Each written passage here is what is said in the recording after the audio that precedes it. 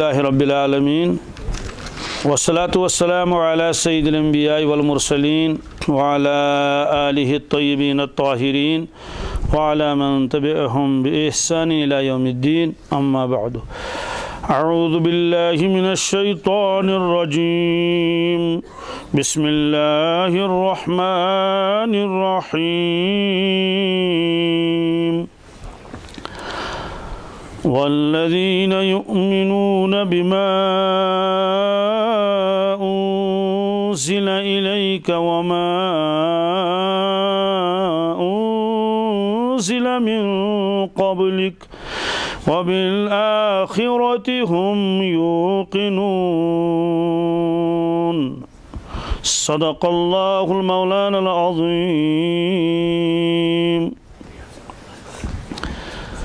یہ اللہ تبارک تعالیٰ ایمان والوں کے صفات کو شمار فرما رہے ہیں۔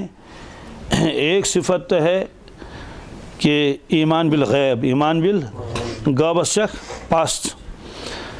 دوسری صفت فرمائی یقیمون الصلاۃ، نماز کے وہ پابند ہیں اور نماز کے حقوق کے ساتھ ظاہراً و باطناً۔ تیسری صفت فرمائی جو کچھ ہم نے ان کو دیا ہے اس میں سے وہ خرچ کرتے رہتے ہیں نیک کاموں میں۔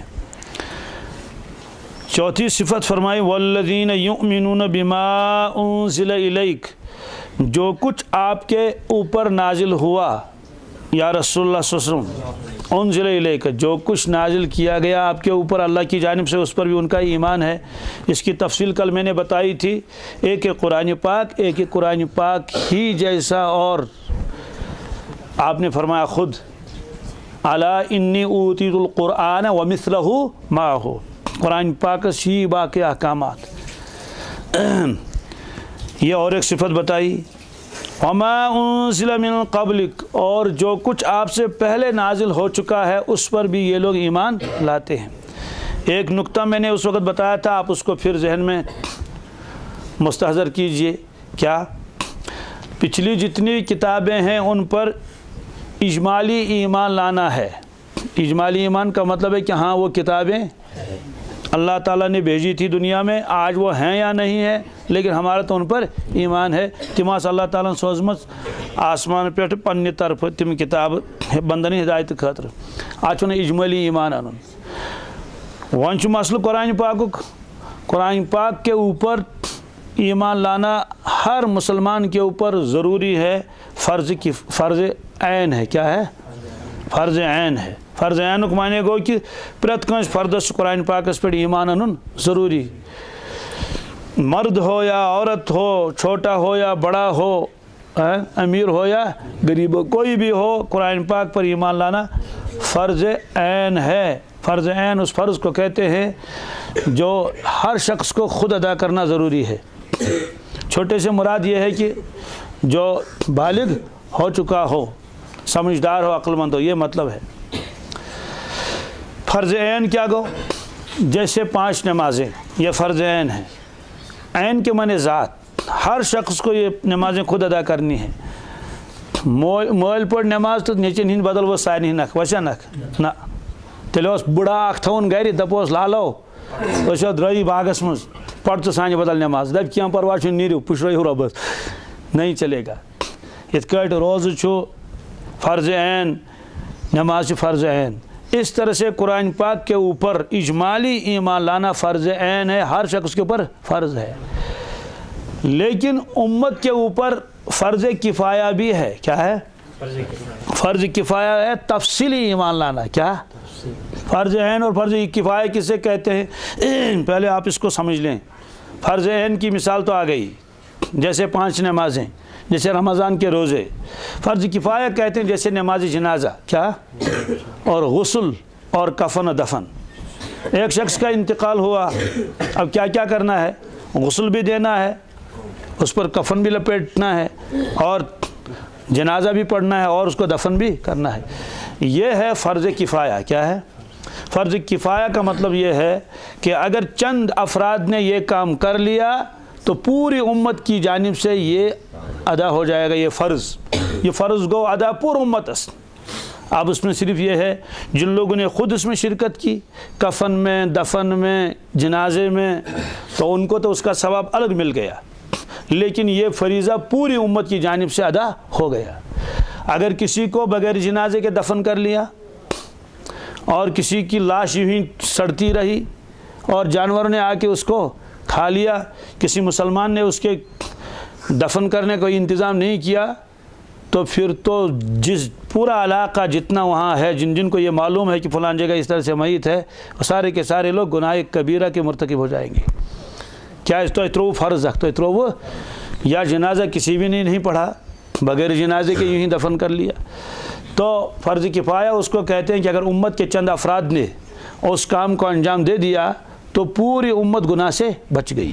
تو قرآن پاک اس پر ایمان انن ہر فرد کے اوپر یہ فرض عین ہے، اجمالاً کیا اور تفصیلاً یہ فرض کفایہ ہے۔ یہ فرض تفصیلاً کا مطلب یہ ہے کہ پورے علوم کا حاصل کر لینا، جیسے تجوید کے اندر آتا ہے، اتنا علم تجوید سیکھنا جس سے قرآن پاک صحیح پڑھ سکے، فرض عین ہے، فرض، اور پورے علم تجوید کا سیکھنا فرض کفایہ ہے، جس میں قراتیں آتی ہیں، 7 قراتیں آتی ہیں، پوری تفصیل آتی ہے، اوقاف کی بحث آتی ہے، رموز الاوقاف کی بحث آتی ہے، یہ ساری چیزیں۔ لیکن اتنا علم تجوید سیکھنا جس سے قرآن پاک صحیح پڑھ سکے، عین اور الف میں کیا فرق ہے، تا اور طا میں کیا فرق ہے نا، اس طرح سے یہ موٹے موٹے جو قواعد ہیں تجوید وغیرہ کے، یہ تو ہر ایک کو لازمی ہے پڑھنے کی، ان کی تو ہر ایک کو تو نماز پڑھنی ہے، نماز میں قرآن شریف پڑھنا تو عربی میں پڑھنا پڑے گا نا، کاشر پڑھتے اردو پڑھ چلنے، تو یہ ہے۔ اس سے معلوم ہوا کہ اگر فرض اجمالی ایمان تو پوری امت کو ہے قرآن پاک کے اوپر، ان پڑھ سے ان پڑھ بھی وہ کہتا ہے ہاں یہ خدا کی کتاب، لیکن اس میں لکھا کیا ہے، اللہ تعالیٰ ہم سے کیا فرما رہے ہیں، حلال کیا کیا ہے، حرام کیا کیا ہے، اور فرض کیا ہے، واجب کیا ہے، سنت کیا ہے، کس کی چیز کے اندر کیا تفصیلات ہیں۔ امت کے اندر ایک جماعت ایسی ہونی چاہیے جو اس کو بھی حاصل کر سکے، کرے۔ اگر کسی نے حاصل ہی نہیں کیا، سب نے کہا ہاں خدا کی کتاب سے آمنا صدقنا، تو پھر اس کی جو تفصیلات ہے اس سے امت کا کوئی فرد اس کو سیکھنے کے لیے تیار نہیں ہوا، تو اس لیے ساری امت گناہگار ہو جائے گی، اور یہ قرآن پاک میں ہے۔ قرآن پاک میں کیا ہے؟ قرآن پاک میں اللہ تبارک تعالیٰ سورہ توبہ میں فرماتے ہیں فَلَوْلَا نَفَرَ مِن كُلِّ فِرْقَةٍ مِّنْهُمْ طَائِفَةٌ لِيَتَفَقَّهُوا فِي الدِّينِ۔ اس کا مطلب یہ ہے ایسا کیوں نہیں ہوا، ایسا کیوں نہیں کیا مسلمانوں نے کہ ہر فرقے میں سے، فرقہ مطلب ہر قبیلے میں سے، ہر بستی میں سے ایک ایک جماعت کیوں نہیں نکلی لیتفقہوا فی الدین، تاکہ وہ دین کے اندر سمجھ پیدا کر لیں، دین سیکھیں۔ وَلِيُنذِرُوا قَوْمَهُمْ اِذَا رَجَعُوا، جب واپس آئیں گے تو اپنے قوم کو ڈرائیں، ان کو بتائیں حلال یہ ہے، حرام یہ ہے فرض ہے، یہ ہے سنت ہے، ان کو آخرت کی ترغیب دے دیں، گناہوں سے ان کو بچائیں، لَعَلَّهُمْ يَحْذَرُونَ، تاکہ وہ گناہوں سے بچ جائیں۔ اس سے معلوم ہوا کہ ہر بستی کے اندر، ہر قوم کے اندر، یعنی قبیلوں کے اندر، جو قبیلہ ہو جیسا ہو اس کے اندر، ہر بستی کے اندر، ہر ملک کے اندر، شہر کے اندر ایسے افراد کا ہونا ضروری ہے جو پہلے علم دین سیکھیں، سیکھنے کے بعد آ کر پھر عوام کو سمجھا دیں، قربانی کے مسائل سمجھا دیں، عمرے کے مسائل سمجھا دیں، حج کے مسائل سمجھا دیں انہیں، اور زکوٰۃ کے مسائل ان کو سمجھا دیں، بتا دیں، عشری کے مسائل بتا دیں ان کو، وضو کے اور غسل کے مسائل بتا دیں ان کو۔ کیوں؟ اس لیے کہ تفصیلی ایمان لانا بھی کیا ہے، ضروری ہے، وہ ہے فرض کفایہ۔ تو خلاصہ کیا نکلا؟ قرآن پاک کے اوپر ایمان لانا یہ فرض عین ہے، کیا؟ اجمالی، کیا؟ اور تفصیلی فرض کفایہ ہے، یعنی کہ امت کے اندر ایک طبقہ ایسا ہونا چاہیے جن کو پوری نظر ہو قرآن پاک اور احادیث کے اوپر، جب ان سے مسئلہ پوچھا جائے تو وہ فوراً مسئلے کا جواب بتا دیں۔ ان کے پاس اتنی صلاحیت ہونی چاہیے، ایسے کتابوں کا ذخیرہ ہونا چاہیے کہ جب ضرورت پیش آ جائے تو ان سے مسئلہ معلوم کیا جائے۔ جیسے ہوتا ہے نا، ابھی عید تھی چند دن پہلے، تو عید کے مسائل لوگ پوچھتے رہتے تھے، حتیٰ مس یہاں سے یہ قربان 4 بجے امس لوٹ ژھنمت، امس ہنگ پھٹمت، امس کنس تر، تو یہ مسائل اگر کوئی نہیں بتائے گا تو ظاہر ساری امت تو گناہگار ہو جائے گی۔ تو اس طرح سے امت کے اندر ایسے طبقات ہونے چاہیے۔ اور یہ قرآن پاک نے فرمایا فَاسْأَلُوا أَهْلَ الذِّكْرِ إِن كُنتُمْ لَا تَعْلَمُونَ، ایمان والوں اگر تمہیں خود معلوم نہیں ہے تو جاننے والوں سے پوچھ لو، جاننے والوں سے۔ تو اگر کوئی جاننے والا ہی نہیں ہوگا تو وہ پوچھیں گے کس سے؟ تو ساری امت گناہگار ہو جائے گی۔ اس سے معلوم یہ ہوا کہ جس طرح سے امت کو اور چیزوں کی ضرورت ہے، یہ چھان تہ گژھِ آسن، دٔسِل تہ گژھِ آسن، حکیم صاحب تہ گژھِ آسن، ڈاکٹر صاحب تہ گژھِ آسن، تو اس طرح سے امت کے اندر تو یہ بھی ہونا چاہیے نا کہ امت کے اندر علماء بھی ہوں جو مسائل۔ پھر دوسری بات ہے کہ باقین چیزن مگر اگر ہیور بون گژھِ تو پرواے چھُنہٕ، اگر مکانس سیٚدر گژھِ نہٕ کِہیٖنۍ دپو وَلہٕ نِباوو، اگر ژۄچن نوٗن گژھِ زیادٕ پہنت یا آمے روز تو نبھاؤ، ہے نا، لیکن اگر نماز خراب ہو گئی تو کیا کیسے نبھے گا؟ اگر حج کا مسئلہ بتانے والا کوئی نہیں ہوگا تو کیسے کام چلے گا؟ اگر عمرہ سمجھانے والا ہی کوئی نہیں ہوگا تو عمرہ ہی تو خراب ہو جائے گا۔ اگر نکاح اور طلاق اور یہ سارے مسائل معلوم نہ ہوں تو پتہ نہیں کیا کیا ہو جائے گا، تو طوفان مچ جائے گا، تو نام کے مسلمان رہ جائیں گے۔ پھر وہی ہو جائے گا جو میوات میں ہوا تھا۔ حضرت مولانا الیاس صاحب علیہ الرحمہ وہاں تشریف لے گئے، ایک بستی میں پہنچے، فرمایا یہ کن کی بستی ہے؟ انہوں نے کہا یہ تو مسلمانوں کی بستی ہے۔ اور وہ والی بستی کن کی ہے؟ وہ تو ہندوؤں کی بستی ہے۔ حضرت نے فرمایا تمہارے اور ان کے درمیان میں کیا فرق ہے؟ تمہارے سر پر بھی چوٹی ہے، ان کے سر پر بھی چوٹی، چوٹی کو چھوگ، ہاں تمو تش کنن ترام بالی مردو لاجمت تو تچو بالی ترام کنن من، اور وہ بھی لنگوٹا باندھتے ہیں، سطر تو ان کا بھی پورا ڈکا ہوا نہیں ہے، یہی حال تم لوگوں کا بھی ہے۔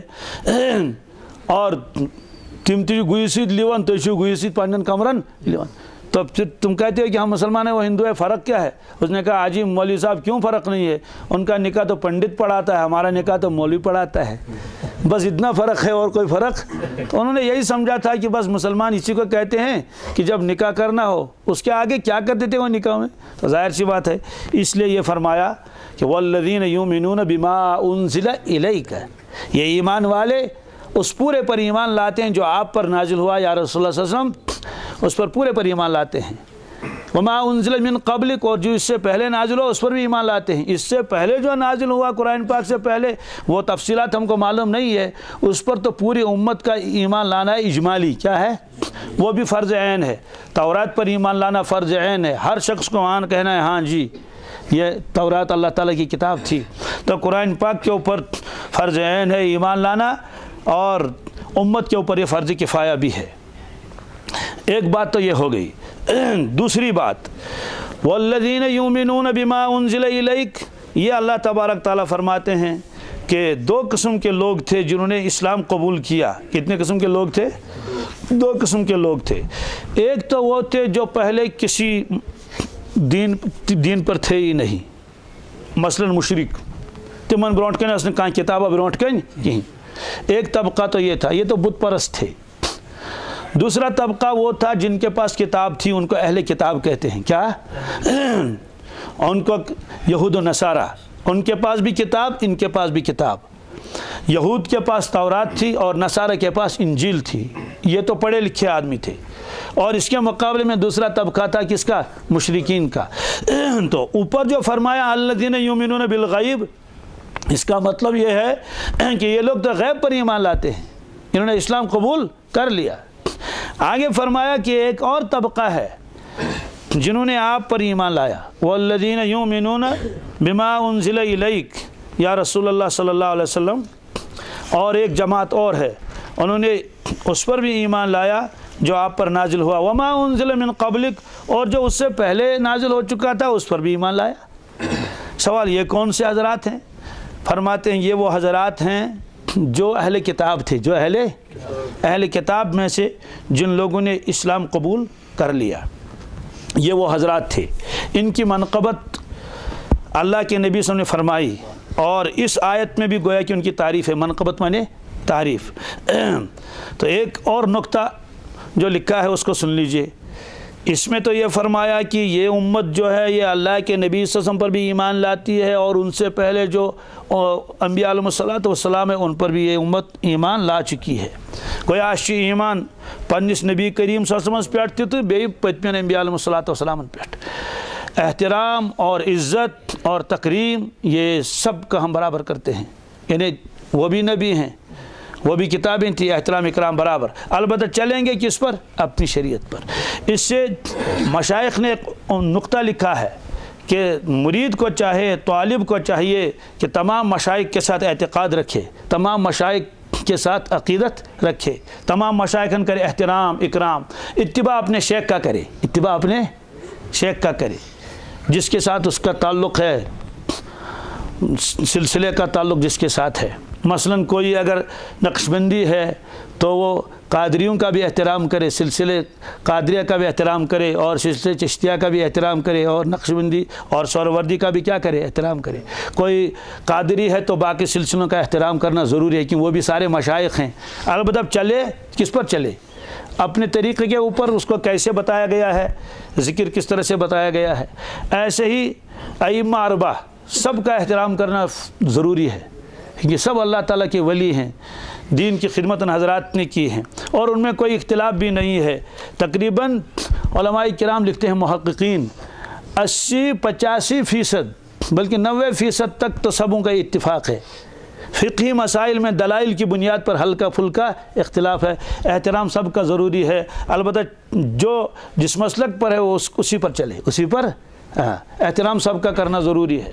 اس کی مثال حضرت مفتی صاحب علیہ رحمہ فرماتے تھے کہ جیسے ایک بچہ ہے، وہ کبھی خالہ کی گود میں بیٹھتا ہے، اور کبھی جو ہے وہ پھوپھی کی گود میں بیٹھتا ہے، اور کبھی نانی کی گود میں بیٹھتا ہے، اور ماں کی گود میں تو بیٹھنا ہی ہے، لیکن جب دودھ پینے کا موقع آتا ہے تو کس سے دودھ پی لیتا ہے؟ اپنی ماں کے۔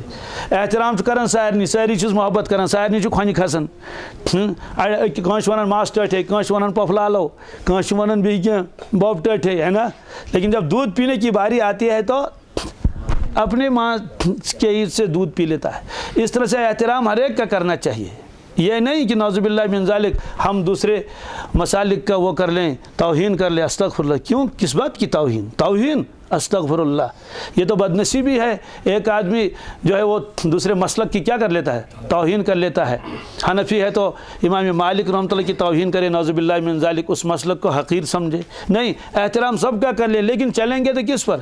اپنے مسلک پر۔ یہ تو قرآن پاک کی اس آیت سے ثابت ہے، کیا کہ یہ ایمان والے تو تمام نبیوں پر ایمان رکھتے ہیں، ان کتابوں پر بھی ایمان رکھتے ہیں، نبیوں کو حق سمجھتے ہیں، ان کتابوں کو حق سمجھتے ہیں، لیکن چلتے ہیں کس پر؟ اپنی شریعت پر چلتے ہیں۔ اس طرح فقہی مسائل میں اگر ہلکا پھلکا اختلاف ہے ائمہ کے اندر، وہ بھی کوئی نفسانیت نہیں تھی، وہ تو دلائل کی بنیاد پر ہے، اس لیے احترام اکرام سب کا کر لے، ان کا نام مبارک احترام کے ساتھ لے لے۔ لیکن جب چلنا ہو تو اس وقت کیا کر لے؟ اس وقت دیکھے بھائی میں ایک مسلک کے اوپر چل رہا ہوں تو مجھے تو اسی پر چلنا چاہیے، احترام اکرام تو سب کا کرنا چاہیے۔ تو یہ ایک نقطہ یہاں لکھا ہے، یہ لکھا ہے مفسرین کرام نے، اس لیے میں نے اس نقطے کو آپ حضرات کے سامنے بیان کر لیا۔ معلوم یہ ہے کہ اگر قرآن پاک کو گہرائی سے آدمی دیکھ لے تو شاید ہی دنیا میں کوئی اختلاف باقی رہے۔ ایک بات، اب اس میں جو یہ دوسری تفسیر میں نے بتائی جو لکھی ہے مفسرین کرام نے، اس سے مراد اہل کتاب ہیں۔ کیا؟ اہل کتاب کی تعریفیں اللہ تعالیٰ فرماتے ہیں، والذین یؤمنون بما انزل الیک، وہ لوگ ایسے ہیں وہ ایمان لا چکے ہیں اس پر جو آپ پر نازل ہوا اور جو اس سے پہلے پر ان کے اس پر بھی ایمان تھا۔ مثلا حضرت عبداللہ ابن سلام، حضرت عبداللہ ابن رضی اللہ تعالیٰ عنہ، یہ عبداللہ ابن سلام یہ حضرت یوسف علیہ السلام کی اولاد میں سے ہیں، مدینہ طیبہ کے رہنے والے تھے۔ یہ اپنا واقعہ خود بیان فرماتے ہیں، ترمذی شریف میں یہ روایت ہے اور بھی کتابوں میں ہے۔ فرماتے ہیں کہ لما قدم رسول اللہ صلی اللہ علیہ وسلم المدینہ تھا، جب رسول اللہ صلی اللہ علیہ وسلم مدینہ شریف تشریف لائے تو انجفل الناس الیہ، لوگ ان کی طرف دوڑے، لوگ ان کی طرف یعنی شوق و ذوق کے ساتھ اور رغبت کے ساتھ لوگ جو ہے وہاں اس کی طرف چلنے لگے۔ جب یہ بات مشہور ہو گئی کہ حضرت تشریف لائے، حضرت تشریف لائے، وقیل قدم رسول اللہ صلی اللہ علیہ وسلم، جب یہ بات مشہور ہو گئی، فجیت فی الناس، میں بھی لوگوں کے ساتھ آ گیا، لانظر الیہ، تاکہ میں بھی دیکھوں، میں بھی زیارت کر لوں کون حضرت تشریف لائے ہیں، اور کچھ سوال جواب بھی کر لیں گے ان سے۔ لکٹ کتھ ما ٲس کہ نبی آخر الزمان صلی اللہ علیہ وسلم جو تشریف اونمت وچھن چھ، اما کم حضرات کی حضرت خود فرماتے ہیں عبداللہ ابن سلام، فلما استبنت وجہ رسول اللہ صلی اللہ علیہ وسلم، جب میں نے پہلی نظر ڈالی رسول پاک کے چہرے مبارک کی طرف، جب میں نے چہرے انور پہلی مرتبہ دیکھا، عرفت ان وجہ لیس بوجہ کذاب، میرے دل نے یہ گواہی دے دی کہ یہ جھوٹے کا چہرہ نہیں ہو سکتا، یہ سچا نبی ہے، یہ سچا نبی ہے۔ اس کے بعد تو چہرے مبارک دیکھ کر حیران ہو گئے، ایسا چہرے مبارک۔ فرماتے ہیں وَقَانَ أَوَّلُ شَيْءٍ تَكَلَّمَ بِهِ، سب سے پہلا کلام جو آپ نے اس مجلس میں کیا، پہلے تو چہرے مبارک دیکھ کر حیران ہو گئے، اس کے بعد آپ کا کلام سن کر حیران ہو گئے۔ اہل عرب تو تھے اور عالم تھے، زبردست بڑے یہود کے عالم تھے، احبار میں تھے۔ تو فرماتے ہیں حضرت نے کیا فرمایا، یا ایھا الناس افشوا السلام، لوگوں سلام پھیلاؤ، اس کی مجھے اس وقت تفصیل کرنی نہیں۔ وَأَطْعِمُوا الطَّعَامَ، لوگوں کو کھانا کھلاؤ، کن کو؟ غربا، یتامہ، مساکین۔ ایک روایت میں ایک ٹکڑا علاوہ ہے، کیا؟ وَصِلُوا الْأَرْحَامَ، رشتوں کو جوڑو، رشتوں کو آپس میں۔ وَصَلُّوا وَالنَّاسُ نِيَامٌ، اور نماز اس وقت پڑھ لو خاص طور سے جب لوگ سوئے ہوئے ہوں، جب لوگ تدخلوا الجنۃ بالسلام، سلامتی کے ساتھ بغیر حساب کے جنت میں داخل ہو جاؤ گے۔ اب اس میں حیرانگی کیا ہے؟ دیکھیں میں اس کو پڑھ لیتا ہوں، آپ ذرا غور کر لیجئے ہر ٹکڑا کیسے ختم ہوتا ہے۔ افشوا السلام میم پر ختم ہو گیا، وَأَطْعِمُوا الطَّعَامَ میم پر ختم ہو گیا، وَصِلُوا الْأَرْحَامَ میم پر ختم ہو گیا، وَصَلُّوا وَالنَّاسُ نِيَامٌ یہ بھی میم پر ختم ہو گیا، تدخلوا الجنۃ بالسلام یہ بھی میم پر۔ کیا ایسی چاشنی ہے اس کے عجیب غریب۔ تو حضرت عبداللہ بن سلام یہ پہلے ایمان لائے تھے، ظاہر سی بات ہے، موسیٰ علیہ السلام پر ایمان لائے تھے، اس کے بعد ایمان لائے اللہ کے نبی صلی اللہ علیہ وسلم کے اوپر۔ تو انہوں نے اپنے نبی پر ایمان لایا تھا تفصیلی، کیا؟ چونکہ کتاب ان کے پاس تھی، تورات کے زبردست بہت بڑے عالم تھے، تو تفصیلی، تو چونکہ انہوں نے وہاں بھی تفصیلی ایمان لایا تھا، پھر تفصیلی ایمان لائے اللہ کے نبی صلی اللہ علیہ وسلم پر، یہاں بھی تو بہت بڑے عالم بن گئے یہ، تو اس لیے اللہ تعالیٰ نے ان حضرات کے درجات کو بہت بلند کیا۔ تو اس سلسلے میں پھر اللہ کے نبی صلی اللہ علیہ وسلم نے ایک بشارت ان کو سنائی، وہ بشارت آپ سن لیجئے۔ ہم نے جو پچھلے نبیوں پر ایمان لایا اس کو کہتے ہیں بالواسطہ، کیا؟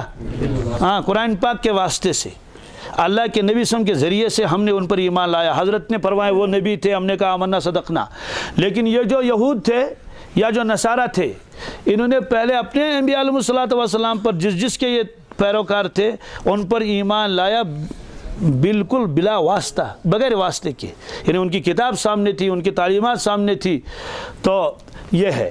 اور اس کے بعد جو ایمان لائے یہ اللہ کے نبی صلی اللہ علیہ وسلم کے اوپر، تو ان کا اجر بڑھ گیا، ان کا اجر، اور وہ کیا اجر بڑھ گیا یہ روایت سن لیجئے آپ۔ حضرت ابو موسیٰ اشعری رضی اللہ تعالیٰ عنہ فرماتے ہیں قال رسول اللہ صلی اللہ علیہ وسلم ثلاثۃ لہم اجران، 3 آدمی ایسے ہیں ان کو ڈبل مزدوری دی جائے گی۔ تمنی دن کیا؟ جی دوگن مزور، ہر چیز میں دوہرا ثواب، چاہے نماز پڑھ لیں چاہے روزہ رکھیں۔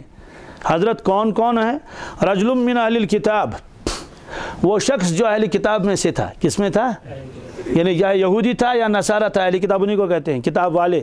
آمن بنبی، یہ پہلے تو وہ ایمان لایا تھا اپنے نبی پر، اسی شریعت پر وہ چل رہا تھا۔